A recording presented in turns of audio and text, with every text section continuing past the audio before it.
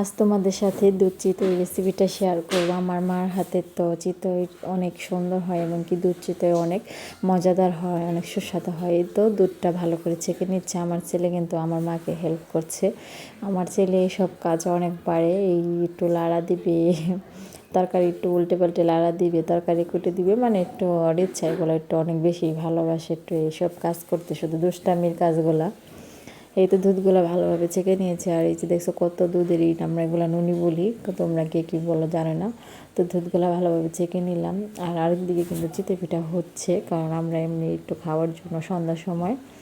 আর এই তো আমি একটু ট্রাই করি দেখি হয় কি না। আমি এই যে দিয়ে ফেললাম একটা চিতই পিঠা। তো অনেক সুন্দর হয়েছে, অনেক সফট, এই যে ফুলে অনেক সুন্দর হয়েছে। এই চিতই পিঠার এটা কিন্তু গরম পানিতে গুলেছিল আগেই, নাকি 1-2 ঘন্টা আগে নাকি ভিজিয়ে গুলিয়ে রাখতে হয়। তো এই তো আমার মাও বানাচ্ছে এক চুলায়, আর আমি এক চুলায় বানাচ্ছি। পিঠাগুলো মাশাআল্লাহ অনেক সুন্দর হয়েছে। তারপরে এই তো দুধে ভিজিয়ে দিয়েছে, অনেক সুন্দর হয়েছে। দেখছো কালারটাও কিন্তু অনেক সুন্দর হয়েছে, আর খেতেও কিন্তু অনেক দুর্দারুণ হয়েছে। প্রত্যেকটা পিঠেই অনেক সফট, অনেক সুন্দর হয়েছে। তো অনেক মজা করে খেয়েছি। বিশেষ করে আমার ছেলে খুবই পছন্দ করে দুধের পিঠাটা, তার জন্য আমার মা তাড়াহুড়া করে আমার ছেলেকে বানিয়ে খাওয়াইয়েছে।